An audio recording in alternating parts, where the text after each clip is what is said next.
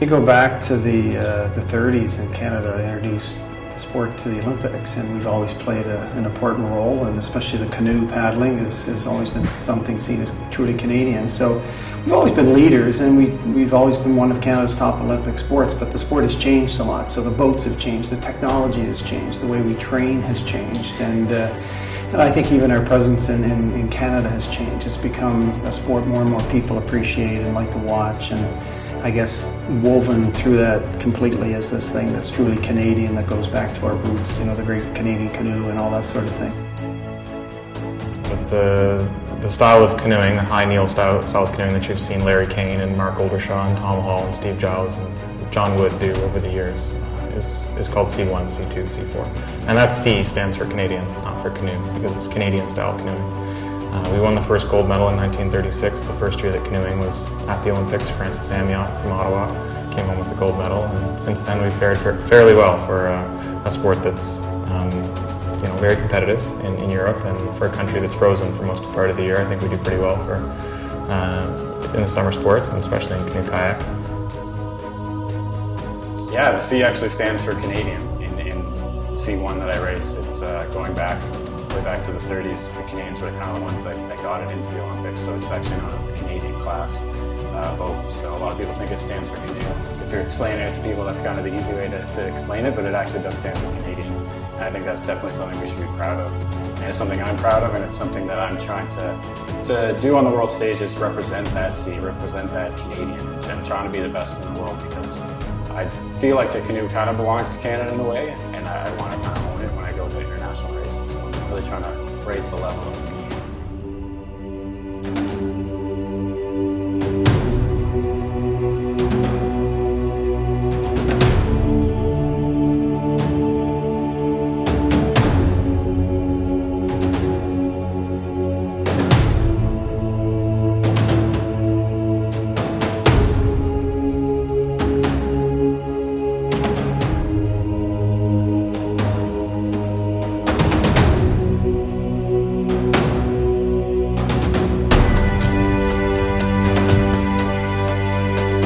It's super important in Canada. I mean, it's one of the ways that we discovered our country. You know, that's how we settled in it and spread across the country. And it continued from there. You know, it's a very Canadian thing to be in a canoe up at your cottage or on a river or lake or whatever. I mean, in part because we have so much water in Canada, that I think it is a Canadian experience to go out in a canoe.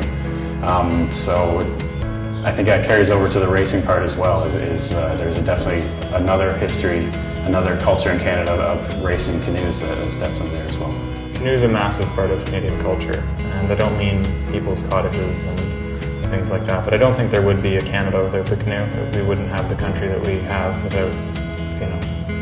without watercraft in the way that we know them. And I don't think there'd be a canoe without Canada, because the people that were here first invented that form of locomotion on the water. Literally, kayak means man boat, and it's an Inuit watercraft that was designed for hunting and for transportation. And so I'm very thankful to First Nations people in Canada and North America for inventing, the thing that I love the most, or the thing that I do every day.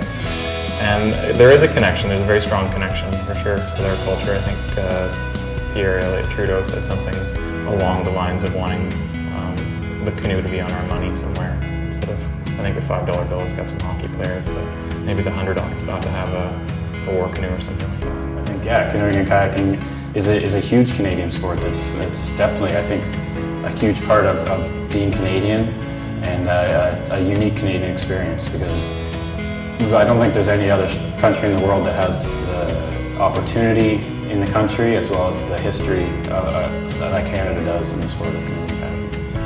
You probably expect to see a hockey stick in most people's garages. Like if everybody leave their garages open one day and you walk past every garage, you'd probably see a lot of hockey sticks. But I bet you'd see a lot of canoe paddles too. In the United States, I bet you'd see a lot of hockey sticks as well, because people play street hockey in the United States too. But I'm sure you wouldn't see as many canoe paddles. And that's something that I think we can reference, at least when we're thinking about how Canadian canoeing is the fact that pretty much everybody you know has been in a canoe at one time or another. I think that's pretty significant as Canadians. For me, I'd say it's nice to be outdoors all the time in the summer, so I get to enjoy a little bit of nature and at the same time get a good workout in. And I guess you don't even realize that you're outside all the time. I think in sprint canoe it offers a very good balance of challenge and reward. So it's taught me patience, it's taught me perseverance. And with sprint canoe you need to be strong and you need to have a good technical background. So there's lots of room to grow. I mean, I don't think any paddler would ever say they've reached their absolute peak and they're a perfect paddler. There's always something to work on. So for me, I think it's nice to have something that's always challenging and always rewarding when you're paddling. The sport of paddling was very interesting because I could do crew boats, and being with my friends at the canoe club and having a feel of camaraderie, and I would love that aspect, but I could also go in my C1 and then really push it and go from one place to another on the same river, being outside, loving that aspect, but also really pushing my limit. And I was the only master of my time, my final time, and improving at that made me stick to the sport. And the completion with when I was done and wanted to hang out with my friends that were there, I would have both aspects, and that's what kept me in the sport. I think what makes racing exhilarating is kind of when you feel like you're flying on top of the water. There's always a good point. I think that hopefully everybody feels at least once when they're paddling that you're working absolutely as hard as you can, but it feels effortless when a boat is gliding underneath you. It's such a great sport that represents, the amount of force you put in is the amount of reward you get out of it. So, you put in good strokes and you're gliding down. It's kind of it's exhilarating and also not relaxing, but smooth, very smooth.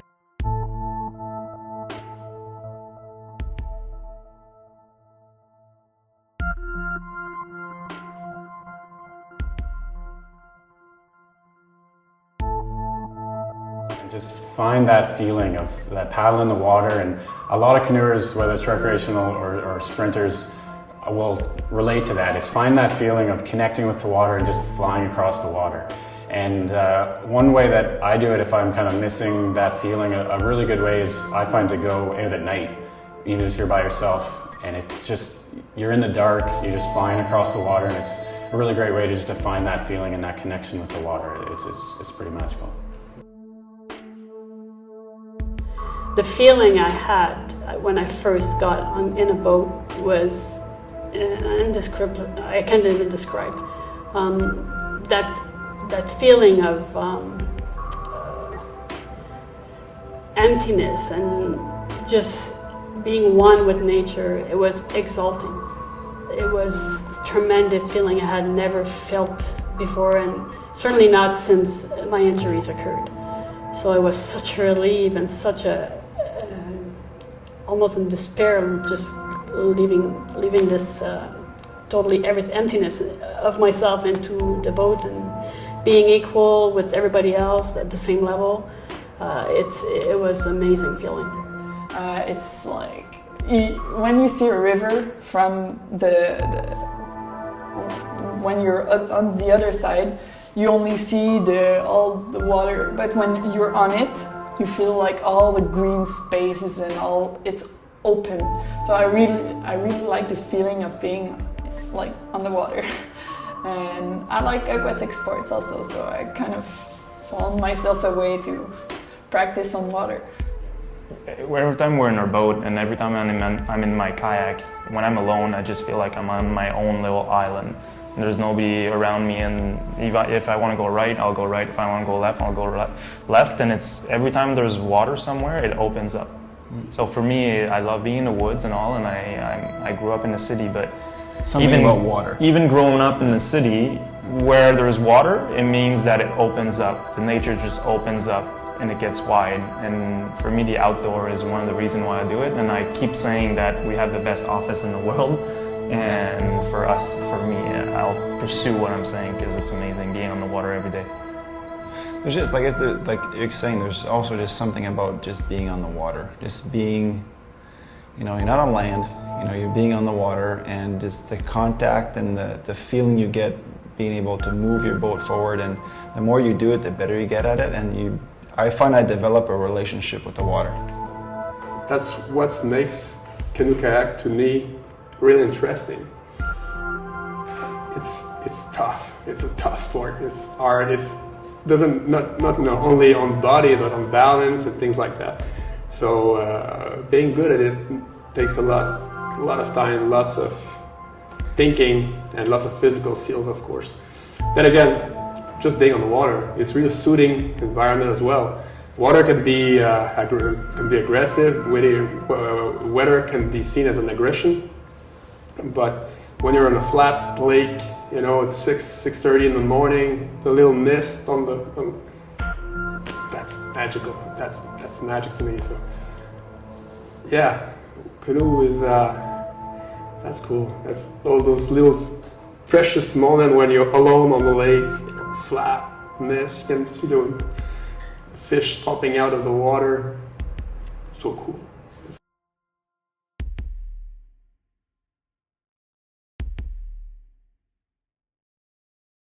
Lincoln. I think people, when they watch sprint canoeing, they think it's so different from recreational canoeing, but I mean, apart from going up on one knee so just to get better leverage, it's very similar. And you're in a boat. Yeah, it's a racing boat, but you get used to it. It's like riding a bike.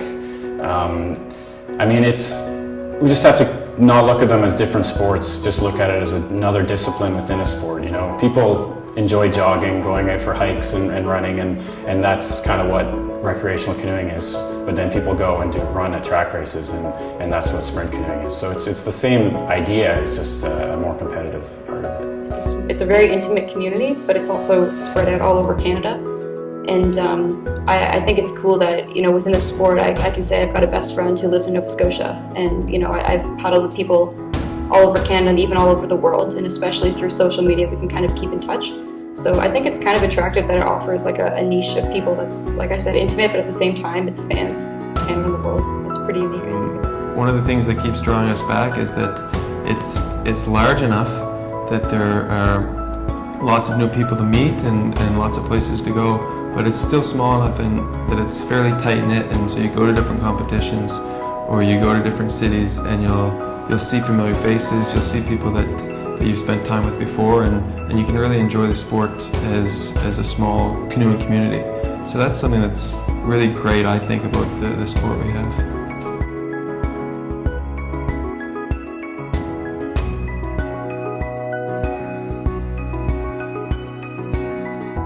Yeah, the canoe and kayak community is amazing. I mean, regattas on the weekend is a place where our whole family can go. I mean, the parents and kids can both race at a lot of these regattas. Not only cheering along your kids, but you can go out and race yourself. It's just such a great atmosphere. You get to be outdoors the whole weekend by the water.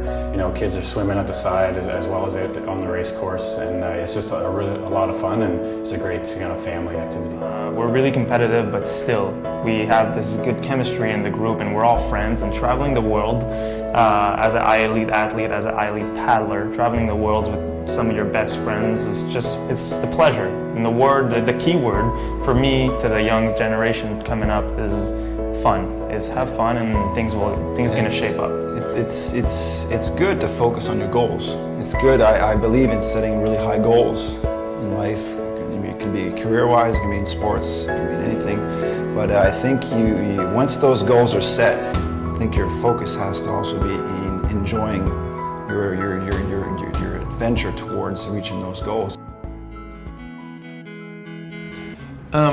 At first, I think you'd find it very difficult if you'd only paddled in recreational canoes, but it's a challenge. And if you take on the challenge and you're prepared to enjoy it and have a few stumbles, but you're not worried about being embarrassed or worried about going for a swim or worried about paddling in circles for a little while, then yeah, you will find that you'll improve and it'll be quite rewarding. Yeah, at first the boat may seem really tippy and it's difficult to keep balance, but setting up goals that are reachable every day. I went from going from one dock to another dock without tipping, and then the next day a little further, and just taking it by step and having fun doing it. Not being afraid of swimming a little bit more than your teammates, but taking it one goal at a time, and then the learning curve is very, very steep. You can really get better quickly, and just keep doing it. I think the most important thing is that you have to never give up. even if your motivation for it is kind of weird, because like when I started, it was more of stay in the boat, because I was really bad at it. It took like 2 years to stop tipping, and it was more of a kind of selfish motivation. I really wanted to do it, and after that, when I stopped tipping and I started going better, I was really happy. Many times before, when I was younger, they would ask me, how can you be like really fast? Like I didn't have in the past any canoe girls to paddle with, and that's exactly that. I didn't have any canoe girls, so I had to train with the kayak girls and the canoe guys. So I had to be even faster to keep up with them. Like in the rest, they are so far away. You have to get to their where they are, and then they start again, and you're all the way back, and you have to get all the times in the rest, so you don't have a lot of rest, and so you work a lot harder. So I think it helps you getting stronger, and even mentally. I always thought that I was so slow when I would train with the kayak girls and canoe guys, but when I came to the world trial, well, the Canada trials or the World Championship, I would be really fast because I would train hard. So I think that's how you get to the top. You have to train with somebody that's stronger, stronger than you to keep up and just do your best every time. Yeah, well, actually, I got a role a few years back in 2009 when I was in Afghanistan. Got injured there, very seriously injured. Lost part of my legs and arms, and obviously my face was bruised as well. And I was on the rehab program in 2011 when I was introduced to canoe kayak as a way to get out of my bed, get out of my hospital room, and get myself back into shape. Yeah, so this canoe kayak came at the right moment for me, where it took me, into the worst shape I was in all my life, and presented me with an opportunity to compete against other people in the short term. A month after that, I was Canadian National Championship, and that sport gave me goals, not only in the short term, but mid-term and long-term. Long-term being Rio in 2016, and I quickly realized that if I wanted to meet those goals, I had to stop painkillers. I had to get my life into a more healthy lifestyle, and I got to be serious about the training. And those objectives definitely saved me probably from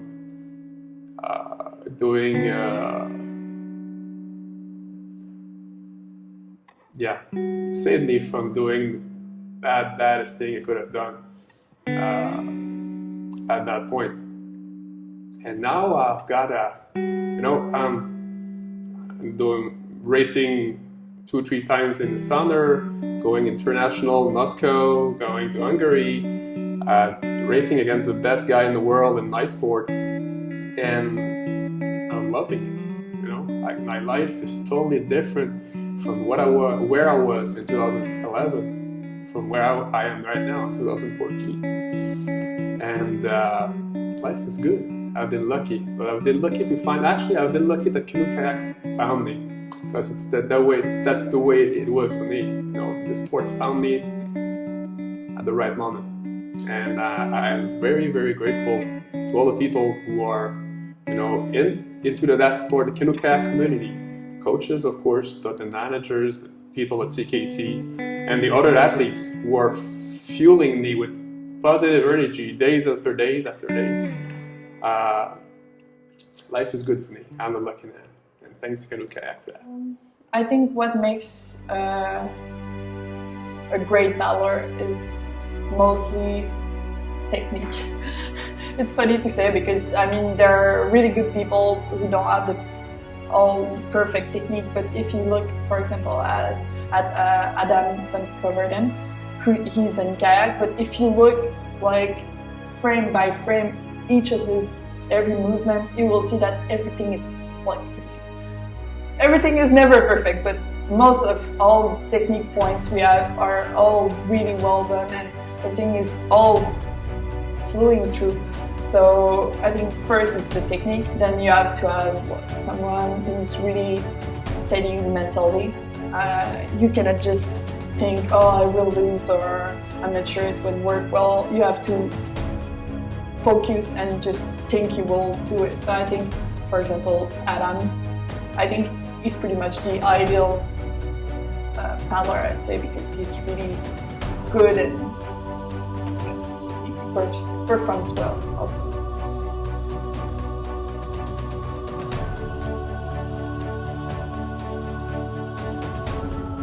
I've always been very hard on myself and pushing myself to every limit. I don't know, it was never a plan for me from the beginning that, oh, I'm going to go and compete in this. It sort of happened that I was good enough to do it. It was there, and I grabbed on to both and just went with it.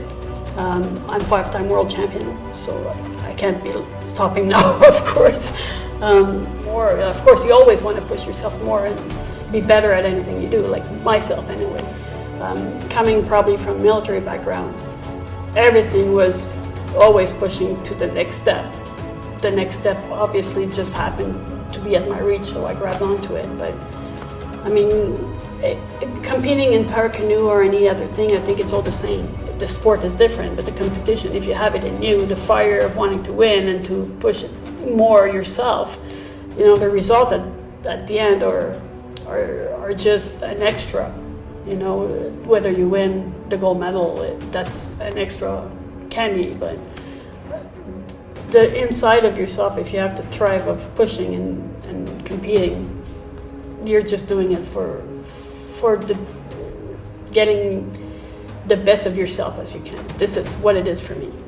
There's one thing in the sport, we focus a lot on the result, but I think before focusing on the result, we got to focus on the journey. And then it starts training, and if your trainers are really good, you get to the competition and you don't ask your question, should I win or should I lose? You just do your best out of it, and if you start focusing on the result too much, it backfires. And we're talking about with experience. In the sport, especially for the young generation, that's what you were trying in our sport in canoe kayak. In Canada, we're trying to pursue this to the kids, that it's not just about the results. The result will come with the work that you've done in the previous months leading to that competition. So winning or losing, it's all about the journey. Yeah.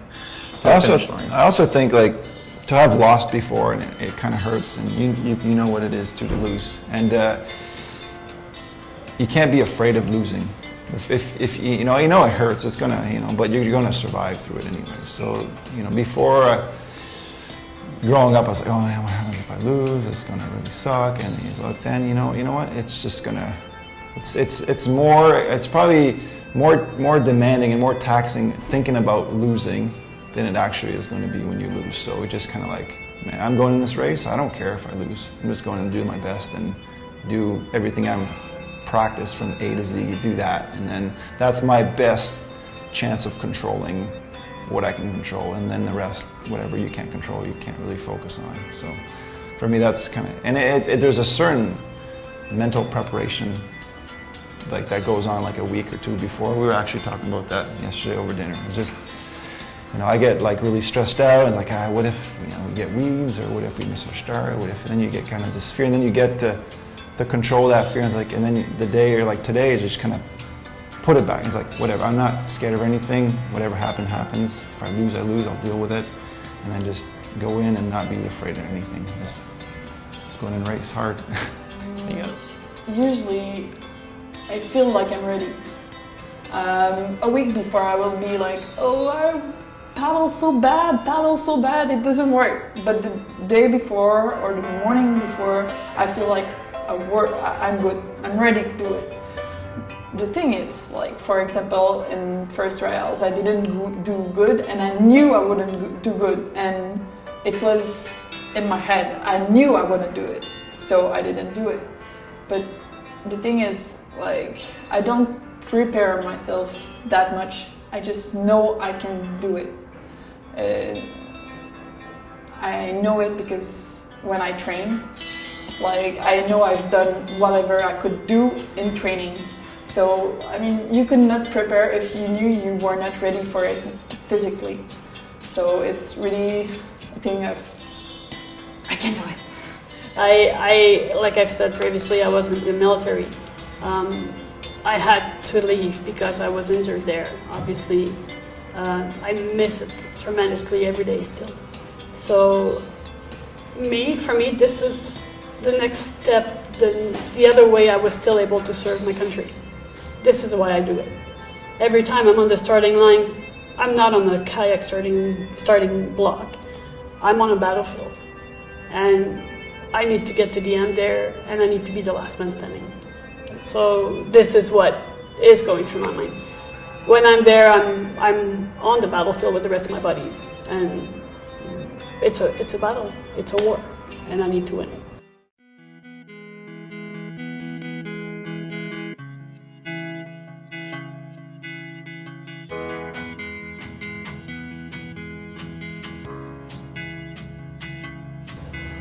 It's important for Canadians to kind of continue to grow, canoe and sprint canoe specifically, because Canada is such a driving force on the international level of getting women's canoe in the Olympics. So right now men's canoe, men's kayak and women's kayak is in the Olympics and women's canoe is not. So I think it's a huge part of Canada's identity, the sprint canoe, and it definitely should be available for women to compete at the Olympic level. So I think if more Canadians are engaged and aware of the sport and what it does for the country, and I think that would be great to kind of it helped push women's canoe into the Olympics, I think.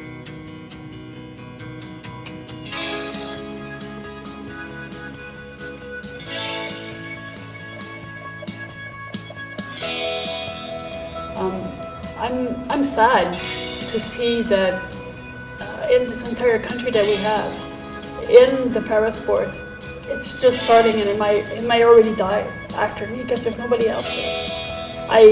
At some point, I also almost wish that there'd be a young girl to take my place, you know, because for most of all, I want Canada to keep winning. And I'd be sad if I can't deliver this anymore, you know. So I wish we can reach these, you know, I'll be selfish too. I wish we can reach these persons to replace me at this point and have Canada still win. I think it'd be great for people to realize that this is a Canadian sport and that there's a huge opportunity for fitness, for fun, for relaxing, or for whatever you want to do. I mean, we have Canada's landscape offers. We've got lakes, rivers, bays, and it's kind of like what's a cooler way to enjoy it than in the most Canadian boat possible, which is, you know, the C1.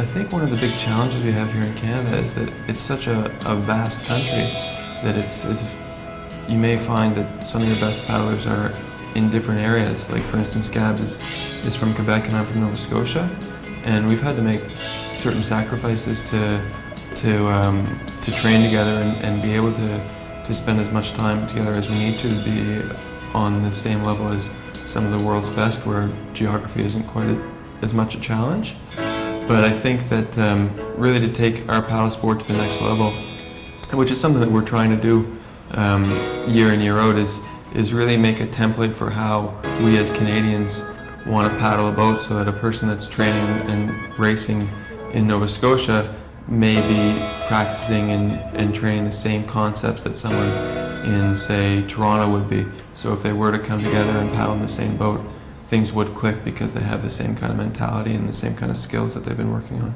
There are few opportunities to be outside all day, to be in a comprehensively physically fit environment. There's so much cross-training. Kids learn to swim and to paddle and to cross-country ski and all the things that we do that combine to make a good paddler.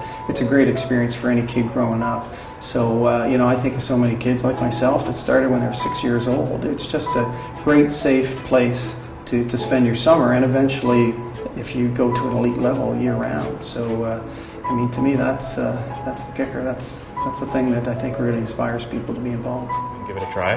There's so many different types of canoe kayak. You know, it's like cycling. We've got whitewater, flat water racing, marathon, outrigger, surf ski. There's dragon boat, war canoe, C1, K1. There's just so many different types of paddling. So, finding out what you love to do and figuring out how to do it every day is pretty much the secret of the life, I think.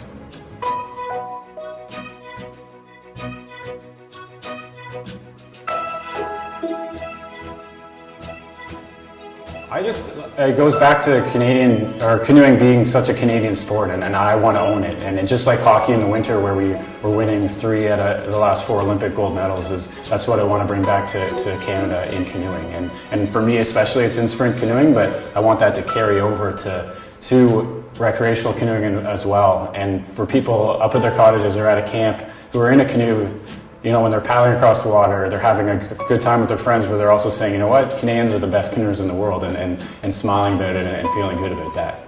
It's such a beautiful sport. We're on the water every day. We have the best office in the world.